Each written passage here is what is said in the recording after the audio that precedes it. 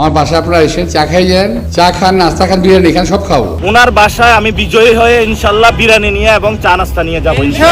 কিন্তু ভাই দয়া করে উল্টাপাল্টা কথা কইেন না। যদি জমিদারি প্রথায় থাকে, বাংলাদেশে 2% মানুষ জমিদার আছে, যারা দুর্নীতি, চাঁদাবাজি, সন্ত্রাসী, মাফিয়াগিরি করে জমিদার হয়েছে, আর 98% মানুষ আমাদের সাথে আছে।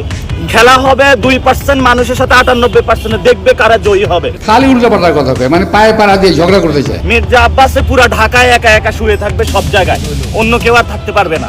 আমি আমার মাতৃভূমি বাপের ভূমিতে নির্বাচন করতেছি। অনেকেই আছে দেশে যাইতেই পারে না, গেলেই নাকি মারি খায় ফেরত আসে। তো এখন ঢাকা বাইছে নিচ্ছে। ঢাকাতে চাঁদপুর থেকে কেউ আসতে পারবে না, নোয়াখালী থেকে কেউ আসতে পারবে না, রংপুর থেকে কেউ আসতে পারবে না, কারণ এখানে শুধু মির্জা আব্বাসে পুরা ঢাকায় একা একা শুয়ে থাকবে সব জায়গায়, অন্য কেউ আর থাকতে পারবে না। মানুষ 12 তারিখে যা খুশি তাই কগিয়া, আমি কোনো কথা কমো না। এত পাগল হওয়ার কি আছে ভাই? বয়স কম, রাজনীতি শিখো, দেশের রাজনীতি করো, দেশের উন্নতি করো।